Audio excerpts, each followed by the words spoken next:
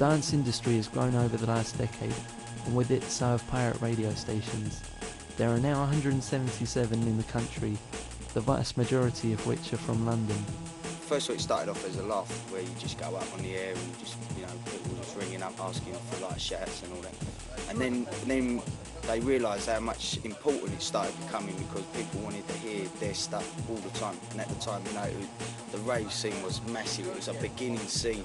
You had, you know, that it was the first stage of people dancing all through the night and just going out. So then they could promote that through the radio stations, where they would go on from Friday night 7 o'clock, and then the rig would shut off at Sunday night 12 o'clock.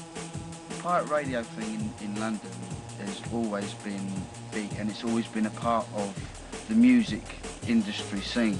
It's always been a part of the scene, going back to, I'd say, JFM, Solar, Horizon, Invicta, LWR, to name a few. But it's always been a part of the underground music scene, all since the beginning of this explosion of music, you know. This enthusiasm in the growth of the pirate radio scene is not shared by all. The Radio Communication Agency, a division of the Department of Trade and Industry, have been set up specifically to deal with these illegal broadcasters.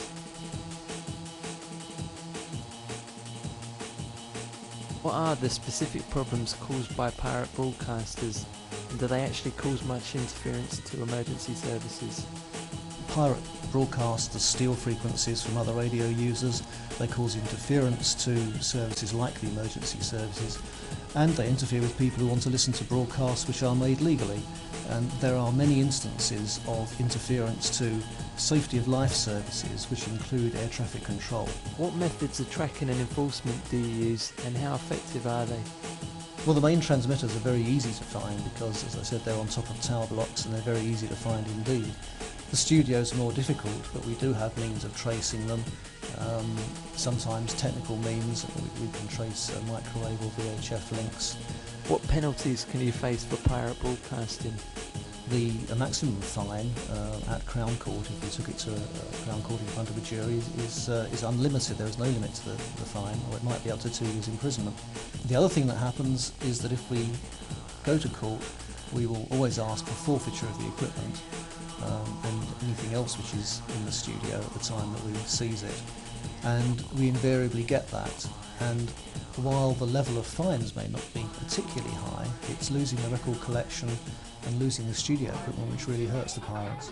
Taste FM is one of South London's leading garage stations, founded by Smokey and Uncle. Like all pirate broadcasters, they face a constant game of cat and mouse, trying to avoid detection from the authorities. DJ Vex in the house. 1, 2, what are you gonna say you know? My DJ Bubble is you. 3, come and follow me. It's upon the mic how we get this MC and now 4. Run to the core. I saw my DJ Bubble draw. 5, now get it put a bubble inside. Take the step with the vibe. Why and how did you start Taste FM? Well, the reason why we actually started it was to reach out to more of the public, so we create a wider audience of people in the rave scene. Well, basically, you've got to have your team behind you. If you haven't got a team, you haven't got, because you've got to do everything. I mean, one man can't do everything. You need your team. You need your guys. You know, I started the station.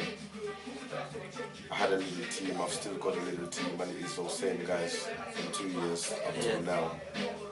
With music, it's all about music anyway. You know what I mean? It's all about the love for music and trying to provide what the people want. Well, you avoid detection basically by not using silly equipment.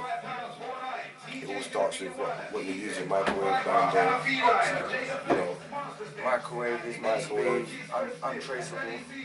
Yeah. And you can use your bands. Yeah. So really the only way that they give like studio rates and things like that is loud music being played. You get patches, didn't you? Yeah. You get patches where you could be hit twice in a week. Like, and then you get months where you're not hit. If they know that you've got a rave coming up, they're most likely to leave you alone for a little while. I mean, you don't get away with it. You get into trouble. Yeah.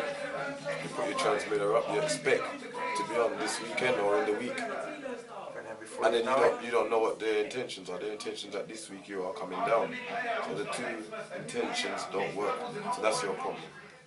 On this station, all that I've just been on the roof, getting caught putting a transmitter up on the roof by the council and the police. Plan for the future is to lock down a club. And then Taste just rotates. Every week. Every week. Yeah, Rotate and give people what they want now because they're tuned into the flavour. Yeah. And once they're tuned into my flavour, it's all about taste. You know what I'm saying? It seems clear that the existing deterrents are having little effect on this growth industry. This is a matter which not only concerns the Radio Communication Agency, but the Radio Authority, who control access to legal broadcasting. Both authorities, however, seem very reluctant for change. The radio authorities say they aim to appoint licences with a view to broadening listener choice and to provide a diversity of national services, each catering for a wide range of tastes and interests. How is it then that there aren't any 24-hour jungle or garage stations? Well, obviously we can only look at the applications that are submitted to us. And quite often we don't actually get people offering those type of service because it is the commercial radio industry and they have to be commercially viable, obviously, to exist. But with national radio, we have 3 frequencies, and the government, 2 of which the government states what services they have to be, and so we don't actually have full control over that. RCA figures show that there were 177 recorded pirates in '98. This figure has increased every year this decade. Does this not show a failure of the RA to address audience needs and cater for all sectors of the market? Well, the problem here just lies in the fact that we have frequency scarcity, and there's not enough frequencies to go round. There's more people that want to broadcast than there are frequencies, so obviously we're getting people that are falling outside of the system to try and get cheap radio, and it's not fair to the people in the system. No one wants to face prosecution, 2 years in jail and unlimited fines. Does it not seem obvious that the reason people are taking this risk is to supply a demand that is not being met legitimately? That may be so. It's a matter for the Radio Authority to decide how they will allow the broadcasting spectrum to be used, and what you will find is that they are making more and more franchises available for smaller local area stations. That's part of their policy. The RAJAR figures that actually judge on a quarterly basis the listening habits of people show that only 1% of the population actually listen to pirate or other services. Is it your aim to encourage pirate stations to turn legal such as KISS, or to prosecute them? We would certainly encourage people to be legal if they can. There's certainly, as I said, no advantage for them in our eyes in flouting the law. What they have to be careful of, though, is that the law acts very much against them, because if they get prosecuted for a pirate radio offence, then they can't work on a legitimate station for 5 years. Do you not think the current lengthy licensing procedure, the high cost of illegal broadcasting, and the fact that anyone convicted of illegal broadcasting is banned for 5 years do little to encourage pirates to become legal? The licensing procedure for legal procedure is not lengthy and it's not that expensive by all accounts. You can have services and paying something like £2 per annum to run a radio station in a small populated area, and that figure can jump to 70,000 in London. It really does depend on the number of people living in the area, and also they're short-term licences that last up to 28 days, and the cost for running one of those is between £5,000 and £10,000. Are the pirate broadcasters making a mockery of the legal system, or are the authorities flouting their own codes of practice, limiting access and opportunity to legal radio? Cool FM is one of the longest running pirate stations, recently celebrating its 10th anniversary. It's been home to some of the biggest names currently on the drum and bass scene, including Nicky Black Market, who has been DJing since the Acid House explosion. He has DJed on numerous pirate stations and co-owns the legendary Black Market Records. This shop is at the centre of the dance music industry and has seen it grow from illegal raves to international success. Do you think current legal stations cater adequately for drum and bass music? No, of course they don't. No, of course they don't. Which is a good thing as well, because then it keeps it underground again. Do you think the Radio Authority provide adequate opportunity for people such as yourself to start legal stations? Not at all, not at all. But then again, you know, it's got its good points and bad points. So. How's commercialism affected pirate radio? Commercialism. To a certain degree, there's good points and bad points. Because when you get the commercialism, the underground scene really does go back underground, which is a good thing, you know. But certain things, of course, it kills it off. Once it begins, commercialism begins, like any music, any type of form of music, once it gets commercial, it's going to die off a lot quicker. I mean, drum and bass is a British musical movement, and you had in the 70s you had punk, in the early 80s you had the two-tone thing, and once they became commercial, it killed it off, you know. But I see, especially with drum and bass, it's going back underground again, which is going to survive.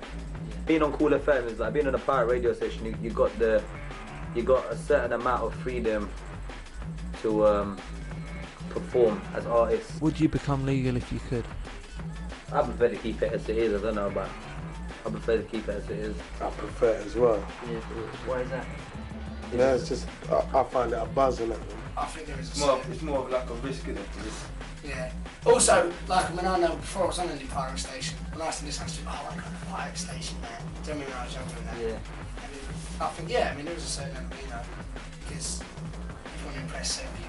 We know at the end of the day, a lot of people regard it as something not so much taboo, but something that you're not supposed to do, or you're doing against others' wishes. Other people want to be into that because you're naturally rebellious.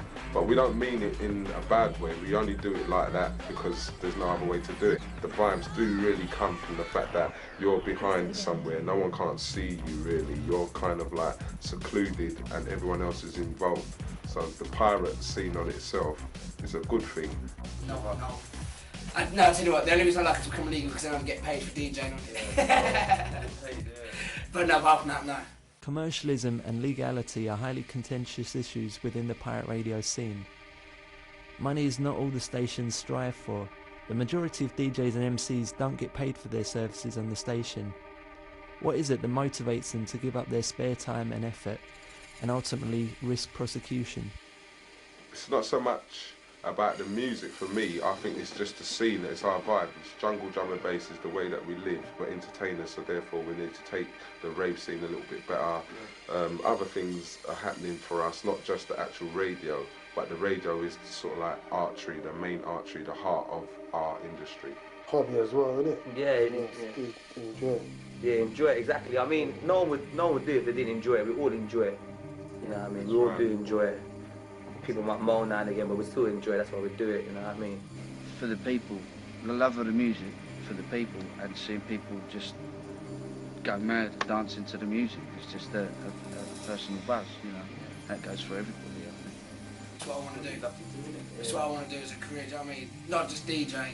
I want to be on the radio, I want to play out, I want to do my own promotions, do you know what I mean? I've got a track coming out, electric, do you know what I mean? I love the whole shebang. And to say that we're doing it for the money is wrong, because a lot of us don't do it for the money. A lot of people, or there was a lot of hype about extravagant wages and this, that and the other, and I mean, we won't go into the Millennium Bug thing, but it's more of a being able to do it, like being able to get up and MC or DJ is more of a thrill and payment for me than actually receiving any cash benefit, because at the end of the day, cash can only be spent. Vibes that you make and create, you can take them with you forever. Exactly, will always be with you. Why is it important to have pirate radio?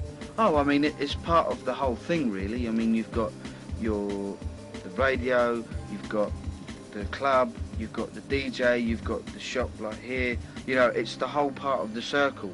And you take that bit out, there's obviously a bit missing, you know. There's be a chunk missing, so obviously it's a very important role for promotion, promoting the music, keeping the music alive. Because it keeps the underground scene alive in London. It's like, not everyone can afford to go out every weekend. To keep the music going, to keep it alive, innit? Because if there wasn't not only that, so then people know where to go to listen to the music. You know, when we go to rave, you know, like say, like, I mean, if I drop a track and like and for example, the Wiki tune. You won't know, but like the Wiki tune, yeah. You know, if you drop that, everyone's going to go mad. And the only way they go mad because they've heard it on radio. It may be that they feel their own particular brand of music isn't being met. They may feel that there is some ethnic, local need which isn't being met. Sometimes we know that the pirates use their disc jockeys so that they can get better known in the clubs, so the clubs have some backing. And sometimes also there are some links to more organised crime, like drugs, for example. Well, quite often people want to be outside of the system. They want to buck the system, and they get away with, obviously, pirate radios get away with without paying any fees, and that's perhaps why they exist, but it's not really for us to say. Where do you see the future of pirate radio going, and how will new technologies such as digital radio affect that? The thing is, of course, that with digital technology, that the operation of the multiplex, as it's called, the number of digital stations that you get on a single channel, will be controlled very much by the people who actually own that multiplex franchise. So the chance for pirate broadcasters, illegal broadcasters, to get on there is zero, effectively. They simply will not get onto the digital multiplex. Some people have done it where, alright, you've got a digital display and your station that you tuned in comes in, like the big ones, Capital, I think Freak FM done it, and a couple other ones done it. But what I was told and what I could see on my indication, that because it was new technology and it wasn't actually sussed out, then there was problems happening where it was interfering with other stations around it, and it was coming out on other frequencies. I don't know whether culturally it's a good thing or not. I mean, from our point of view as managers of the spectrum, all we're concerned about is that people use it within the rules and they use it legally.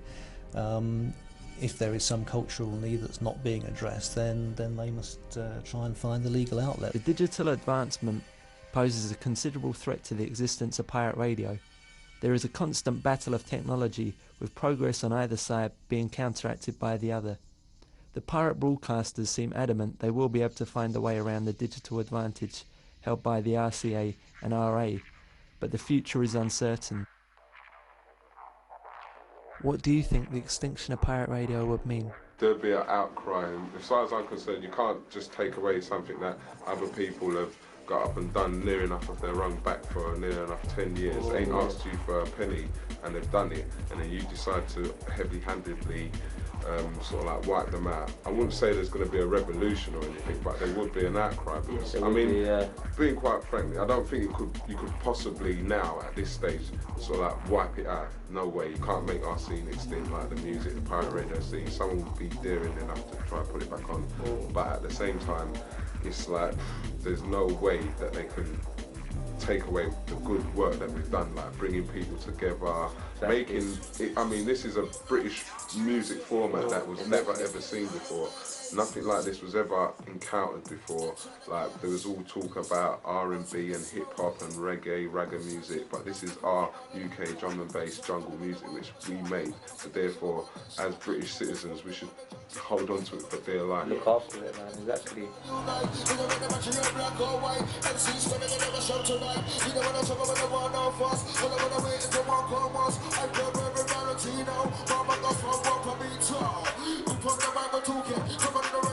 Shocking. Am I the one that know them stooking? God never blow me when I'm a walking. Hit them big up, so I'm a traffic blocking. When I'm in a mic, I'm gonna flopping. Take them out, so on the walking. When I get bored, yeah, when I be stopping. The kids is no talent, that's what I hate. This is the work, we wanna try imitate. Try to say I can't elevate. You know me, I'll just elevate. I'm just a girl, I'm standing here on alone. I got my green out, not the on my own. I'm just a girl, so I'm a little champion. And I'm doing it just so I'm landing on.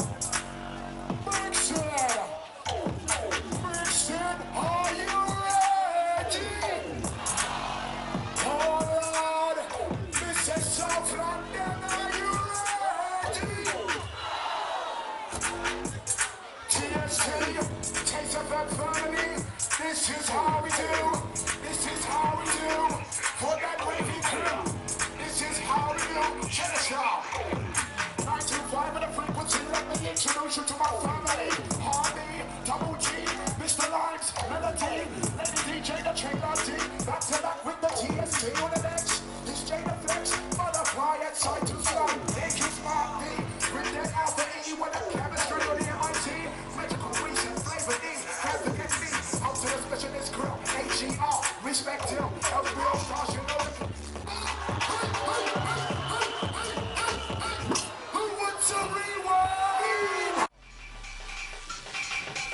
Ready for the rock around. Rocky, let's show them how we throw it down. Alright, cry. It's all about the elements of sound. Are you ready now, massive? We're gonna turn up, we're gonna back around with everybody else comes up. What we're gonna do with the bass up, pressure, it burn it up. We're gonna turn up, we're gonna back around with everybody else comes up. What we're gonna do with the bass up, what we're gonna do with the bass up. Move to the beat, down through that way. And I'm here for the new bass, taking it back. Touch, boom with the bass, time to spin out, don't find us, making the move to the beat, down through that way. And I'm here for the new bass, touch, boom with the boom with the boom with the boom with the boom with the boom with the boom with the boom with the boom with the boom with the boom with the bass. You said DJ Rocky in the goddamn place. How much more can you really take? Say hello, say up high, minimum moving time. I can smile, raving eye. Say hello, say up high, minimum moving time. I can smile, hey, hey. Side by the music, make time and the music, the move kick, minimum neck to boost it. Get down with them and then move it, try and move it. Now side on the ground and we choose it. Oh, Jays, side by to the music, make time and the music, the move kick, minimum neck to boost it. Get down with them and then And it's the people that make it what it is. I mean, the people on the radio station who work hard to make sure that we're on there every weekend. The management works hard to make sure the radio's on every weekend. And it just our way of... Stop. It's too long. Babbling on It's long, blood. Like, you ain't even talking it now. I'm sitting in here, man. I can just talk all night, you get me? I've got a lot to say. But it had to be falling asleep for that. I won't put eyes at his eyes closed, you know. It's too quick too. You just give you a little pat on the back to avoid sounding croaky. Yeah, man. So we're getting dressed up like this. And make sure cuss are gonna come out of that. Watch. You know, mate. What was I saying? Seriously, fuck off now, man. Seriously, like. No, yeah. You got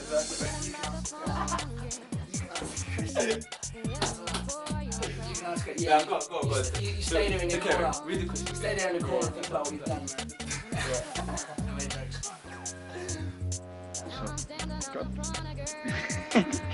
What are you going to do? Do you want me to say the question?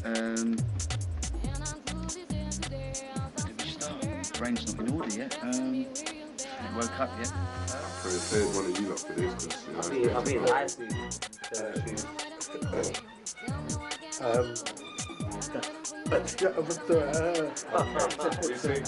Yeah, man, chill out, what's wrong? Yeah, what you're going? Yeah, chill out. Oh, then. Oh, it's still gonna be fine. Yeah, 2 minutes. Sorry, man, I gotta cut this out. Get out, man, I'm doing like 2 minutes. 2 minutes, batty hard. Come back on. Interview soon come, man. Cut that, man. Rewind. What am I doing? I'm looking at the camera or looking for you up So can we do a little freestyle rap because we're all in there down. My name's Shocky Hit Fleck.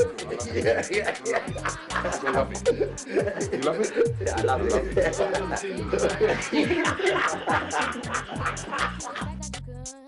Thank you for your time, lads, and the most rewarding. You still filming? Yeah, we'll go through, man. What would you like to say, bro? Introduce yourself, man.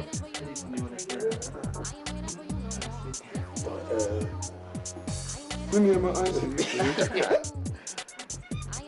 Boy, thanks, innit? Just thanks.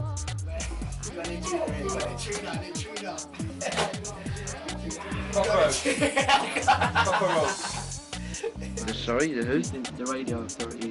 Even though you said something else then. Was that, eh? What? No, the radio authority.